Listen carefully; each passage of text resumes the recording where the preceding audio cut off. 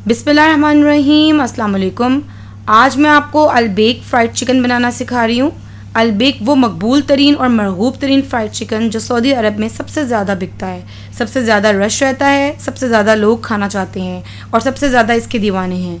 लोग लंबी लंबी कतारों में खड़े होकर घंटों इसके ख़रीदने के लिए अपने नंबर का इंतज़ार करना कबूल करते हैं। इस फ़्राइड चिकन में जो जायका है वो दूसरी किसी भी चेन के फ़्राइड चिकन में नहीं है। इनके मेन दो आइटम्स हैं, एक नगेट्स और एक नॉर्मल फ्राइड चिकन। जो नॉर्मल फ्राइड चिकन है वो सबसे ज़्यादा बिकते हैं। ये इतना ज़्यादा मकबूल क्यों है, इसके पीछे आखिर वजह क्या है, इसकी स्टोरी मैं आपको अपनी वीडियो के एंड में सुनाऊंगी, तो आप मेरे साथ रहिएगा। तो चलिए आइए सबसे पहले इसके इंग्रेडिएंट्स नोट डाउन कर लेते हैं। यहाँ पे मैंने 3 kg चिकन ले लिए विद स्किन। आप इसको स्किन के बगैर भी बना सकते हैं, लेकिन अलबेक चिकन स्किन के साथ होता है और आप इसको कम या ज़्यादा कर सकते हैं केजी अपने हिसाब से, अपनी ज़रूरत के हिसाब से।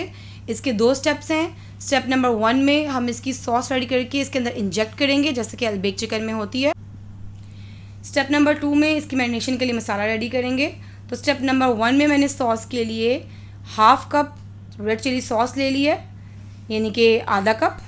और यहाँ पे मैं सिराचा हॉट सॉस यूज़ कर रही हूँ 1/4 कप।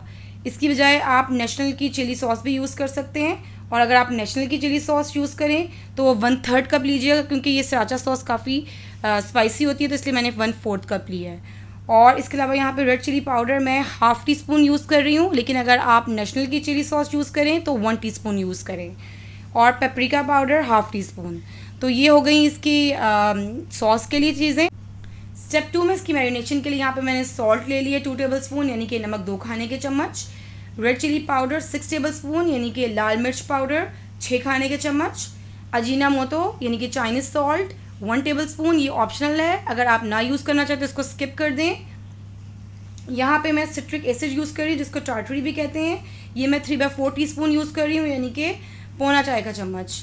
इसके अलावा यहाँ पे मैं गार्लिक पाउडर यूज़ कर रही हूँ 1.25 टेबल स्पून, यानी कि 1.25 टेबल स्पून, जिसको लहसुन का पाउडर कहते हैं। और यहाँ पे जिंजर पाउडर यूज़ कर रही हूँ, यानी कि अदरक पाउडर। ये मैं 3/4 टीस्पून यूज़ कर रही हूँ, यानी कि पौना चाय का चम्मच। और इसके अलावा यहाँ पे मस्टर्ड पाउडर यूज़ कर रही हूँ मैं 1 टेबल स्पून, यानी कि 1 खाने का चम्मच। तो चलिए आइए देखते हैं इसको कैसे रेडी करना है। अभी जितने भी ड्राई स्पाइसेस हैं हम इसको मिक्स कर लेंगे। बिस्मिल्लाहिर्रहमानिर्रहीम। ये नमक, लाल मिर्च powder, Chinese salt,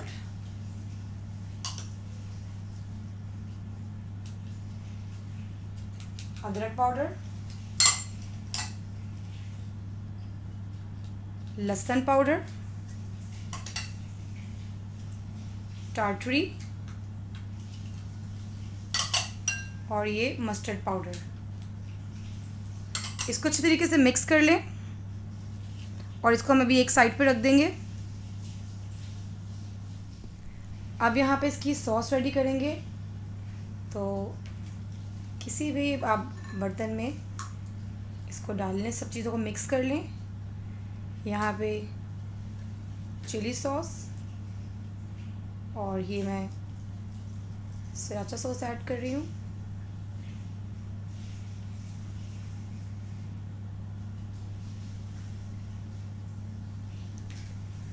paprika powder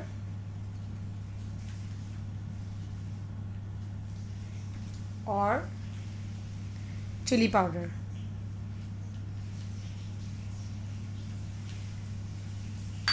इसको अच्छी तरीके से मिक्स कर लें। और वहाँ पे मैंने मैदा ले लिए खुला, तकरीबन 1 किलो के करीब, और इससे हम इसकी कोटिंग करेंगे जब हम इसको मैरिनेट कर देंगे, उसके बाद फ्राई करने से पहले। अब सॉस रेडी हो गई है, तो सबसे पहले हम चिकन के अंदर इसको इंजेक्ट करेंगे। यहाँ पे मैंने एक इंजेक्टर ले लिया है, ये देखिए इसके अंदर देखिए सुराख है। आप अगर आपको ये इजीली अवेलेबल ना हो तो आप इसकी बजाय नॉर्मल जो सिरिंज है वो भी यूज़ कर सकते हैं। तो इसको मैं पहले फिल कर लूँगी और ये हम चिकन को पकड़ के ये हड्डी के साथ इसके अंदर, ये देखें जैसे ये है, थोड़ी थोड़ी जगह पे इसको इंजेक्ट कर देंगे अंदर।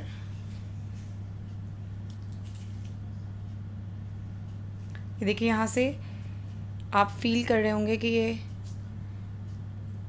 फूल रहा है। इसी तरह हर चिकन को अंदर हड्डी के साथ आपने करना है। ये देखिए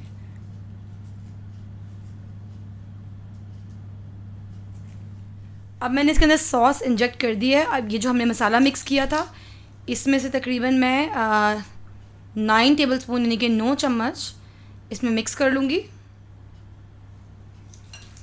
अब मैंने 5 चम्मच डाला, इसको मैं पहले अच्छी तरीके से मिक्स कर लूँ। बस हल्के हाथों से आप इसको मिक्स करें क्योंकि इसके अंदर हम लोगों ने सॉस इंजेक्ट किया है।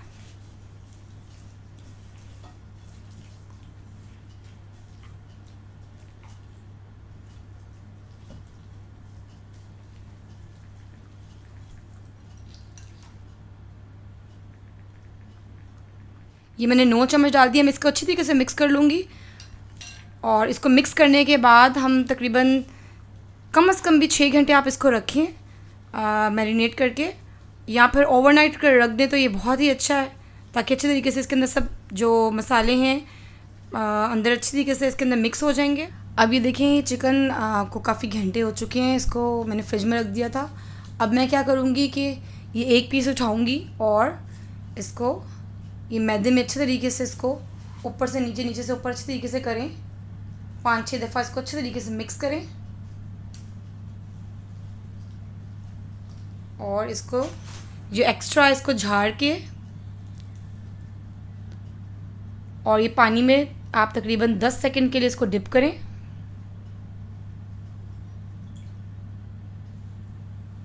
और इसके बाद इसके ऊपर एक और कोट करेंगे इसको अच्छे तरीके से, दोबारा से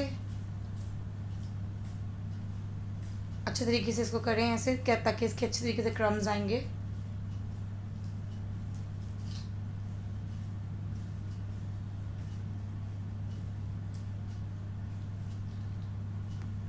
और ये एक्स्ट्रा ये झाड़ लें, ये देखें इस तरह मैं कर लूँगी सब। और फिर इसके बाद मैं आपको फिर ऑयल में फ्राई करके दिखाती हूँ। यहाँ मैंने पैन में जो ऑयल है इसको तकरीबन 12 से 13 मिनट मीडियम हीट पर इसको मैंने गरम कर लिया है। अब हम इसके अंदर जो चिकन है वो डालना शुरू करेंगे। बिस्मिल्लाहिर्रहमानिर्रहीम।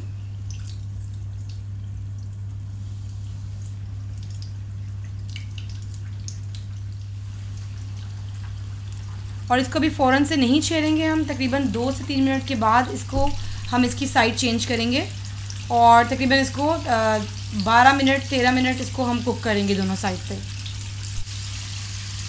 अब मैं इसकी साइड चेंज करूँगी।